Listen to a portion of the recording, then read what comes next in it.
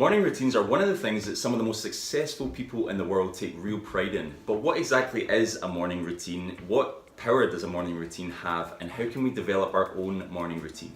On this week's episode of GetPsyched, we're going to be looking at the psychology and the power behind morning routines.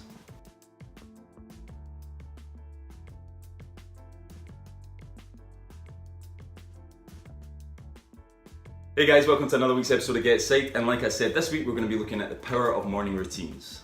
And how we're going to go through this is I'm going to give you a little bit of a definition as to what a morning routine is, even what some psychologists say about morning routines, and some of the tips that you can implement to develop your own morning routine for your own benefit.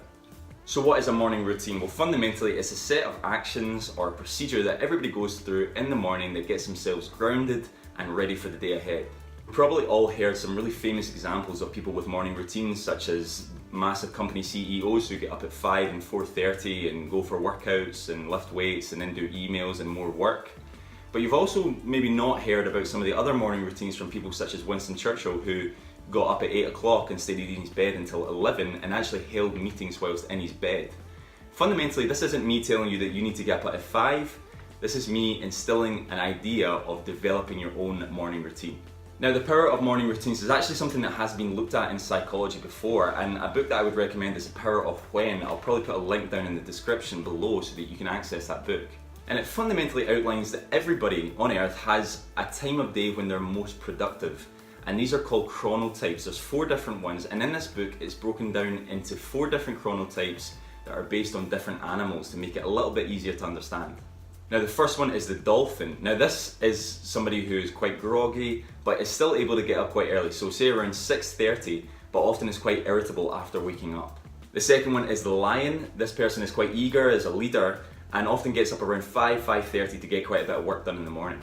The third one is the wolf. This person is quite creative, is a night lover, and gets up a little bit later, probably around about 9. And the fourth one is the bear. This person is very laid back, can be quite groggy, can get up late and still continue to be groggy during the day, even after having about 8 hours of sleep. Now, this might all sound a little bit abstract, and in truth it is, but what it fundamentally is illustrating is that morning routines and processes of doing the best work during your day is very subjective. Everybody is different in the development of their own morning routine, and what works for somebody might not work for somebody else. So when I give you these examples of famous people who had certain different wake up hours and what they did in the morning and how they developed their morning routine, they might sound really interesting and quite fascinating, some of them, but they're not necessarily applicable directly to you. The power of morning routines fundamentally means understanding what works best for you and how you can be the most productive with the rest of your day. So how exactly do you create your ideal morning routine? Well, fundamentally what you do is you start the night before.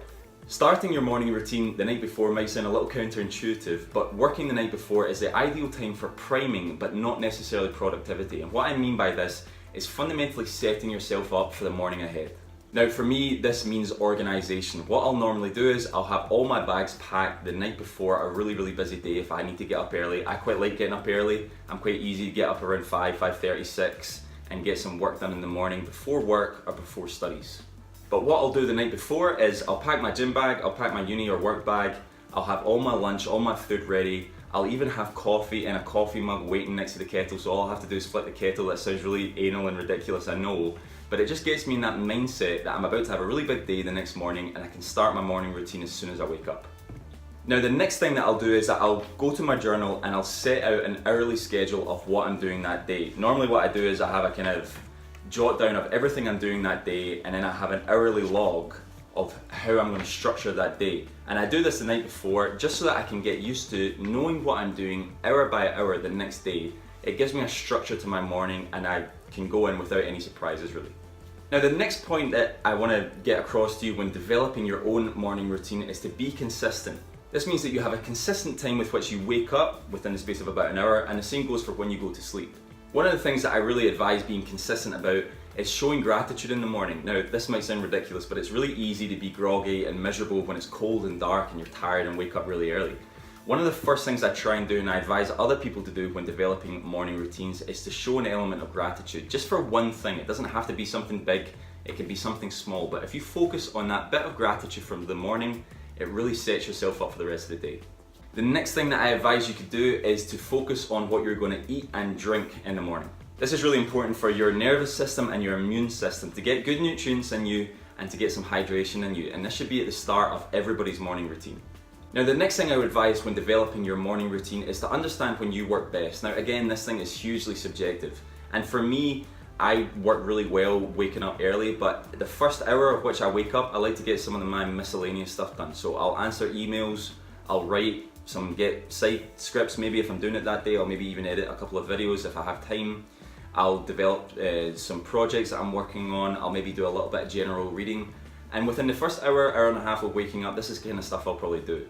After I've done that, so kind of still quite early morning, I'll start working on the biggest thing that I have to do that day. So if I have an essay due, or if I have a big meeting that I need to get ready for, then I'll probably do that in the next part of that morning. This gives me the rest of the day to know that I've got all my small things done, all the emails that I maybe had from the night before, all answered, and I've also done a bit of work on the big project I have to do that day. It means that any free time for the rest of the day during work or after uni or after work or whatever, I have some extra time to work on that big project again.